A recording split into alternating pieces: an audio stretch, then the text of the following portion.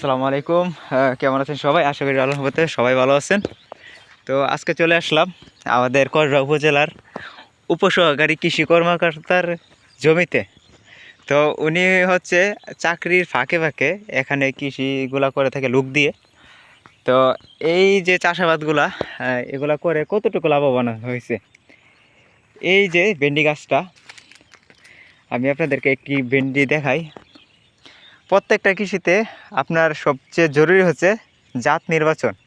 আপনার জাত যদি ভালো না হয় তাহলে কোনোভাবেই কৃষিতে লাভ করা সম্ভব না। এমনিতেই তো অনেক হিমশিম খেয়ে যায় আর যদি ভালো বাজার না পাওয়া যায়, তারপরে প্রাকৃতিক দুর্যোগ থাকলে এমনিতেই কৃষিতে অনেক লস হয়ে যায়, ঠিক আছে।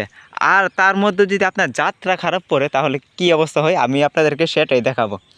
এখানে দেখেন, এই যে একটি গাছ মানে আমার চেয়ে অনেক বড়। এই যে আমি যদি নিচে দাঁড়াই, দেখেন আমার চেয়ে অনেক বড় একটি গাছ, উচ্চতা প্রায় 6 থেকে 7 ফিট হয়েছে। তো এই গাছটাতে কতটা ফলন পারছে আমি আপনাদের দেখাই। এই যে গাছের গোড়া থেকে, এটা হচ্ছে মেন গাছটা শাখা, এখানে মিস, সবগুলো গাইড কিন্তু মিস। যেমন এই যে দেখেন, এগুলো কিন্তু ফলন হয় নাই, ঠিক আছে। তো এই যে দেখেন, এগুলো কিন্তু ফলন না, ঠিক আছে। তো ফলন হারভেস্ট করা শুরু হয়েছে এই যে এখান থেকে, একটা, দুইটা, তিনটা, চারটা, পাঁচটা, ছয়টা, ঠিক আছে। এই গাছটা থেকে করা হচ্ছে 6টা। এখানে এই গাছটা থেকে করা হয়েছে একটা, দুইটা, তিনটা, চারটা, পাঁচটা, পাঁচটা, ঠিক আছে। এই যে দেখেন, এটা মিস, একটা, দুইটা, তিনটা, চারটা, পাঁচটা।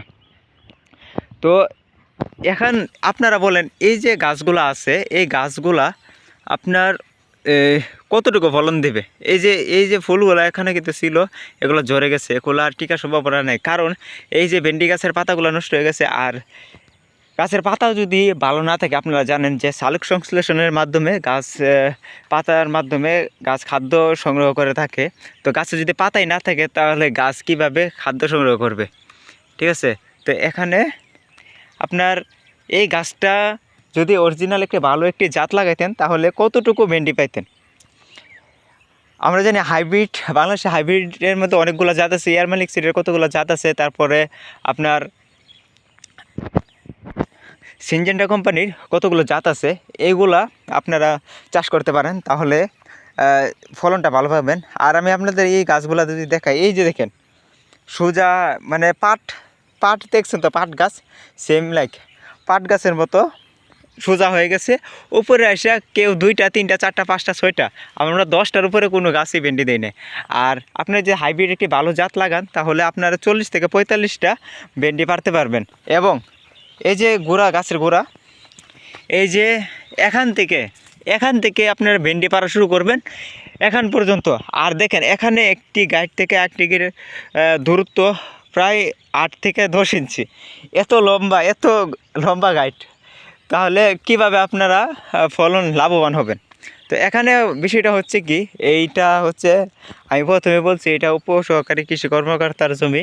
তো ওনার অফিসে একটা বীজ আনা হয়েছিল, ওই বীজটা পরীক্ষা করার জন্যই এখানে চাষ করা হয়েছে। তো এখন হয়তো বা গাছ দুর্বল, পাতা লতা কম, যে কারণে গাছের এমন অবস্থা। কিন্তু যখন এটার যে হাইটটা এরকম ছিল, তখন গাছের ভিতরে কেউ আছে না না আছে, এই যে একটা বেড পরে কে আছে না আছে বোঝা যাইতো না, এত ঘন ছিল। আর এত গাছের শক্তি ছিল যে ঝোপালো ছিল পুরাটা জমি। তখন পাতা কাটে দিয়েছে হইলেও কিন্তু জাত ভালো না থাকার কারণে ফলনটা কিন্তু ভালো হয় নাই। তো এটা পরীক্ষামূলকভাবে চাষ করা হয়েছে। এই যে 15 ঘন্টা, মানে প্রায় 20% উপরে জমি। আর এই জমিগুলো হচ্ছে টমেটো চাষ করা হয়েছিল। তো টমেটো চাষ করার পরে তেমন একটা চাষাবাদ হয় নাই। আর আমাদের এলাকায় একটা বড় সমস্যা হচ্ছে, এখানে আপনারা যে একটা জমি চাষ করেন, ফেলে রাখেন বা বেড়া দিয়ে রাখেন, জাল দিয়ে রাখেন, এই যে দেখেন জাল দিয়েছে, সবগুলো জাল উঁচু করে রেখে দিয়েছে। এই এলাকার মানুষ অনেক খারাপ, গ্রাম অঞ্চল তো অনেক খারাপ, কী বলবো, বলার মতো না। তো একজনের জিনিস আরেকজন নষ্ট করার জন্য বেকুল হয়ে থাকে, তারা আনন্দ পায় নষ্ট করে। তো এই যে দেখেন মালচিংগুলো অনেক দামি মালচিং। তো এই মালচিংগুলো কিন্তু গরু ছিঁড়ে ফেলছে, ঘাস খাইছে হেঁটে হেঁটে। আর এখানে এই যে মরিচ গাছগুলা, আমি জানি না মানুষ মরিচ চাষ কেন করে, 20 টাকা 15 টাকা কেজি যদি পাইকারি বিক্রি করার লাগে, আর এই মরিচ চাষ করে কী লাভ? একটা জমি থেকে এই জমিটা একজন লোকে যদি মরিচগুলো পারে তাহলে আপনার সারাদিন লাগবে, সারাদিনে একটা লোকের বেতন আসে আপনার 3 বেলা খাওয়ায় 700 থেকে 800 টাকা। তাহলে আপনি মরিচ পারবেন কত টাকার?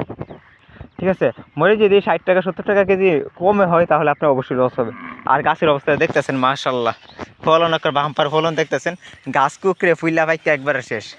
তো যাই হোক, ভিডিও বেশি বড় করবো না, এই হচ্ছে আমাদের অবস্থা। ঠিক আছে, মাঠ খালি। আর আপনারা যারা হেডেম আছে এখনই কৃষি করেন, পরে কৃষি করে লাভ নেই। এখন কৃষি করলে এখন যদি কৃষি করেন তাহলে অবশ্যই লাভবান হবেন। আর এই জমিটা হচ্ছে একদম অর্গানিক, কোনো রকম রাসায়নিক সার ছাড়া আমার শ্বশুরে এই জমিটা চাষ করবে। এই যে দেখেন গোবর কি পরিমাণ দিতেছে। ঠিক আছে,